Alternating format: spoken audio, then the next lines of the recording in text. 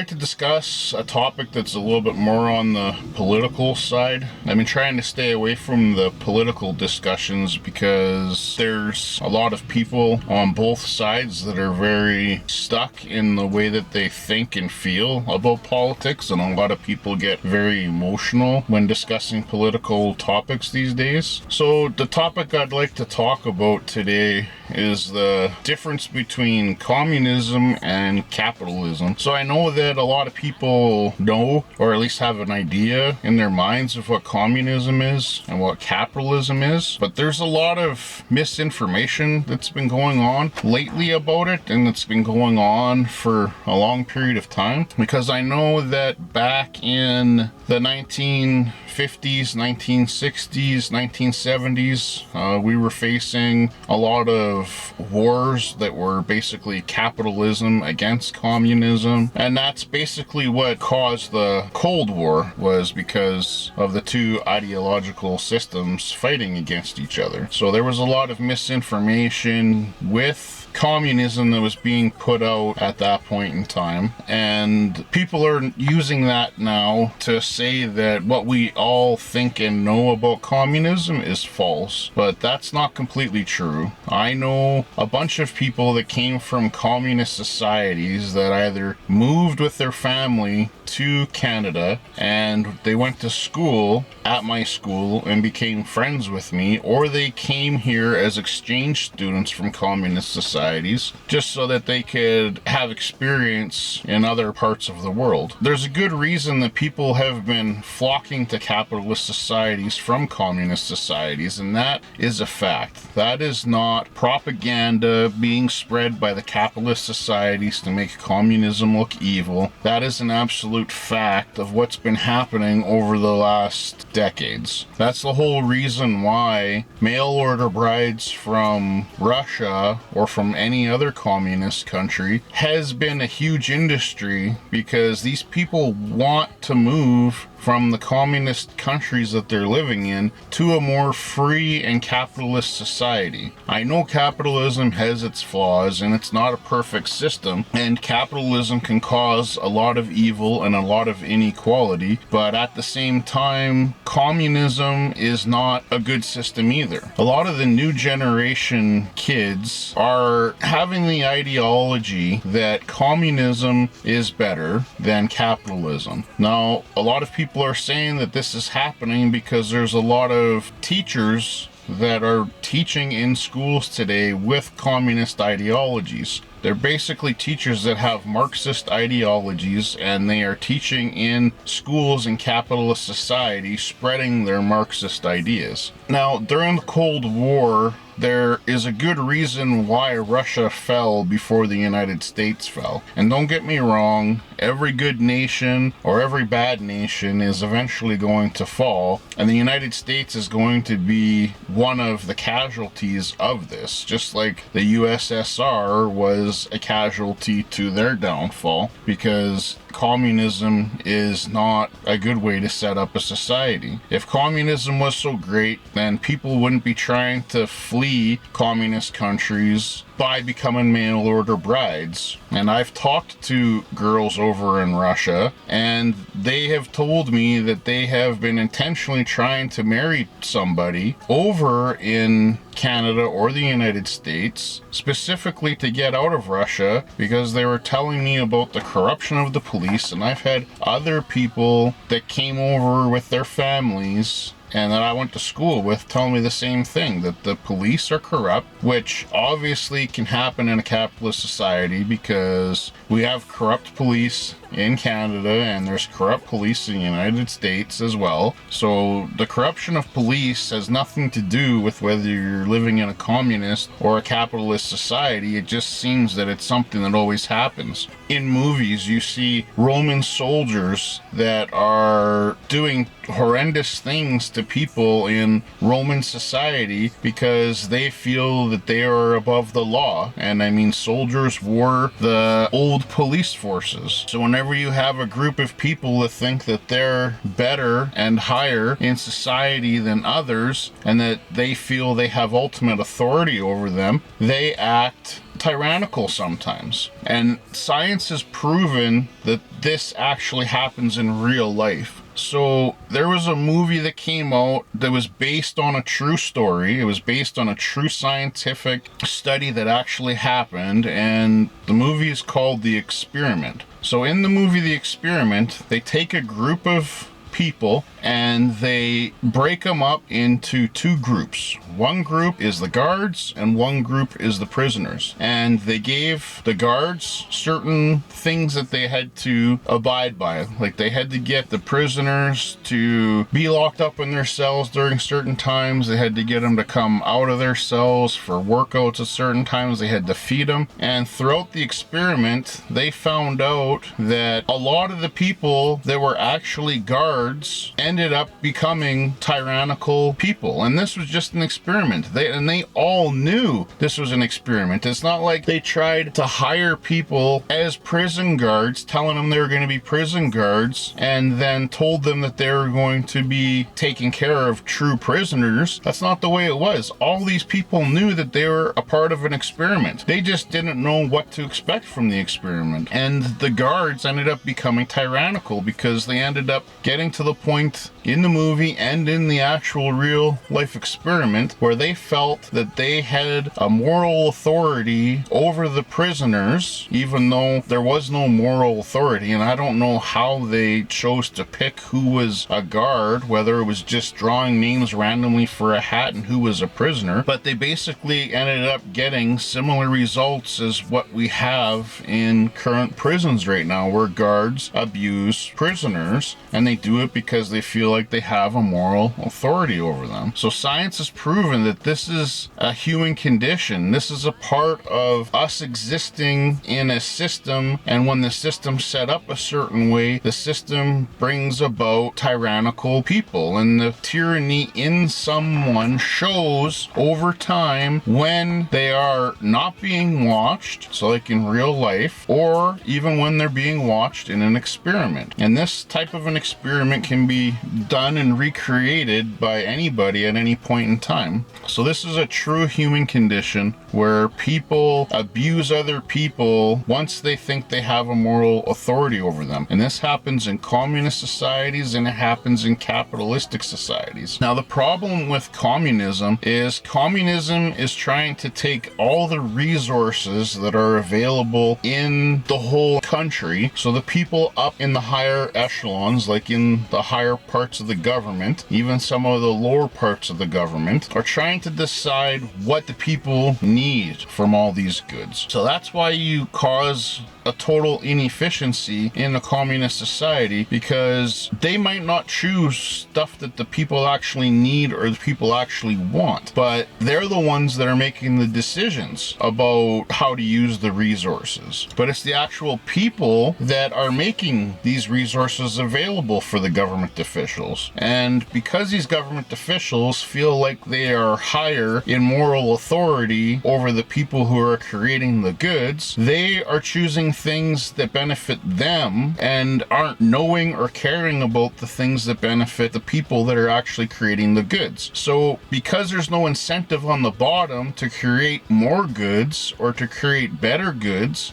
they're just doing the bare minimum that it takes to get the job done. In the end, this is basically going to create a vacuum at the top where they're going to have less goods to use, which means there's less goods that can be created for everybody in the society. And it's proven that when you have a part of the society that thinks that they have a moral standard above the rest of society, they actually will intentionally leech more out of the system for themselves. So in a communist society, you always end up with, no matter how good of a cause you thought it was or how much you trusted the people that were creating the society, you always end up with the top people in the government collecting all the goods and collecting all the wealth, and you always have the people at the bottom getting the bare minimum of what they need to survive. So then you end up with the bottom being almost in complete poverty, and the top is leeching off society, taking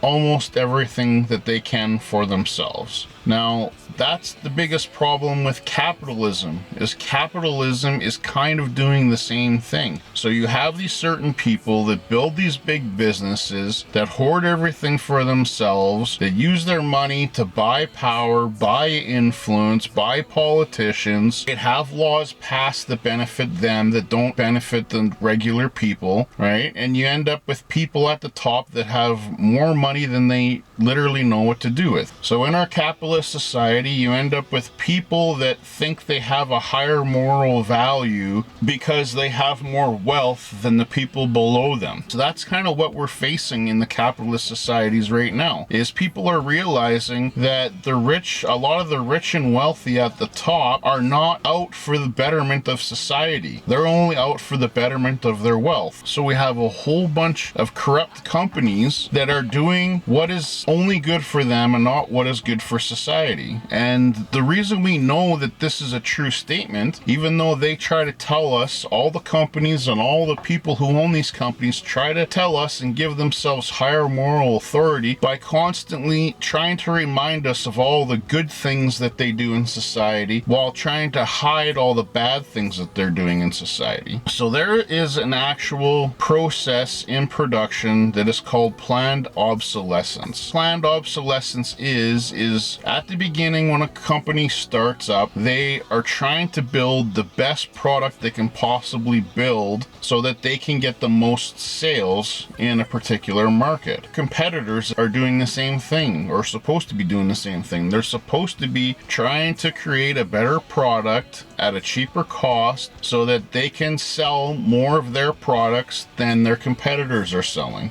But the problem is when you get to a point where you are producing such a great product at such low cost that someone can buy it for cheap and they can keep it almost forever and they never have to replace it, that means that your profits are limited because there's only a certain amount of people in society that, let's say, need to buy a fridge. So if you're building fridges that never break down, you in essence can only sell as many fridges as what there is people to buy fridges. Once everybody's bought a fridge for their house, you never are gonna sell another fridge again. So the great thing about where we are right now in society is houses are constantly being built and people do break their fridges. Even though the fridges aren't supposed to be broken, they still mistreat their products and break fridges. But instead of having 1 million fridges sold in a year, maybe there's only 100,000 houses being built a year, which means you're only going to get 100,000 fridge sales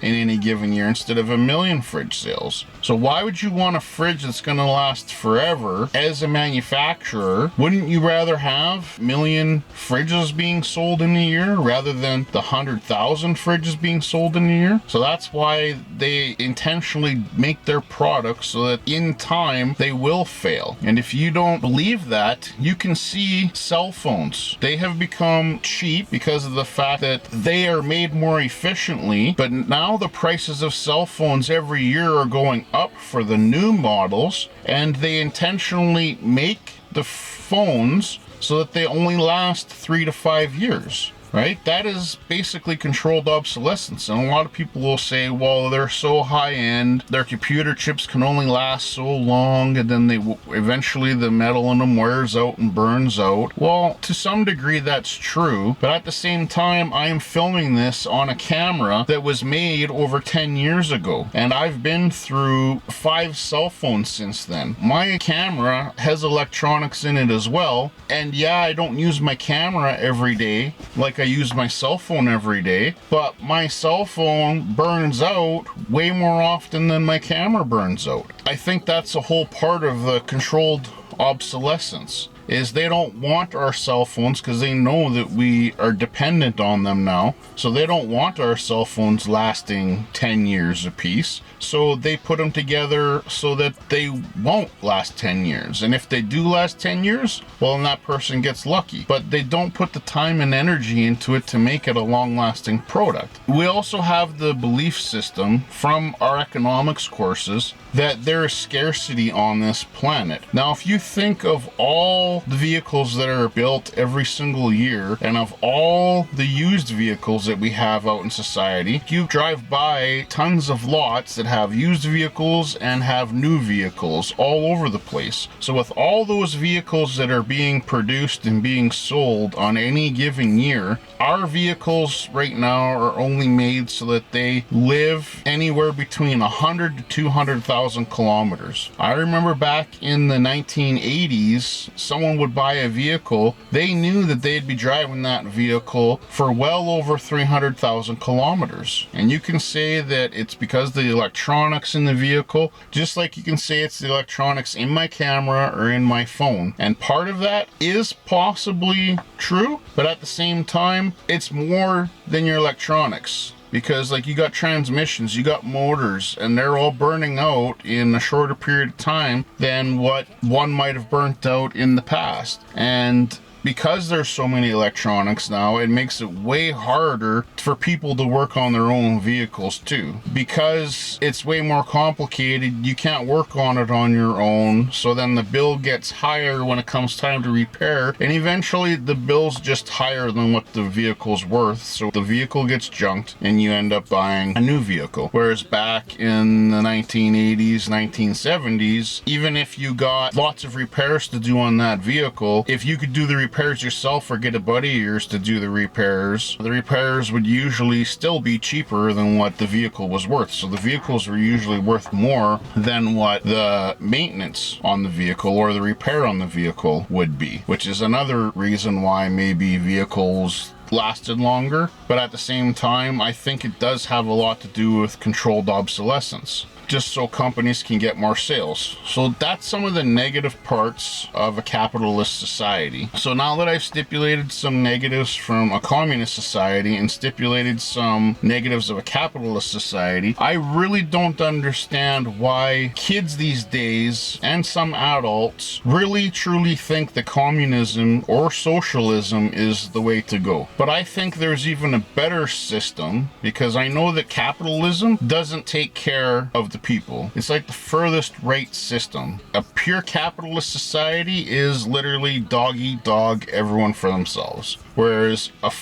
complete far left system is the government takes care of everybody equally and the government doesn't skim anything off of the top. But as we've seen from scientific studies, you can't have a communist society and people in power without them developing a moral complex and wanting to take extra off the top for themselves. We can't do it with current people in today's society because people only think for themselves. Look at all my past videos, how the ego controls people's minds, how the ego makes everybody think that they're more special and that they need more than the next person, and they eventually end up robbing from the system. And that's basically what capitalism is doing too, right? You got the people at the top with the most money, and they continue trying to skim money out of the capitalist society, which is why we constantly have these booms and these busts where they'll go and they'll sell their stocks at high prices. They'll seemingly intentionally collapse society by either pulling money out of the system so that there's a stress on the system, so that people think that there is a lack of money in the system, and then more people are left fighting over less money / less resources, and then we have a downturn. That's why people believe that these economic failings we've been having have been instigated intentionally by certain peoples, so that when they sold when it was high, they can can now take the money that they have and that they've saved up, and during the fall of that economic period, they at the end of it go back and buy a whole bunch of stocks in companies. So now they own larger shares of all those companies than what they did previously. Plus they can own more companies than what they did previously. That's how kind of the rich are skimming off of the top. But you get the same problem in a communist society. You get the people in the government that are supposed to be making good decisions for everybody, making decisions more for themselves than for everybody else. So the less people you have at the top, the better. Like, people are complaining that the reason they don't want a capitalist society anymore is because there's too much inequality, right? You have the people that learn capitalism really, really well, and they go and they do really, really well, and they're always making money. And then there's the people that don't learn capitalism so well and just end up being a part of the working class their entire lives and end up living paycheck to paycheck. So they say that that's not fair, so we should have a different system. Well, communism was the old system, and the old system before communism was the monarchy system. So we had kings and queens, and they basically ended up evolving from royalty and from royal bloodlines, and it evolved into communism. So then we had communist type societies where they were no longer called kings and queens, where they might not have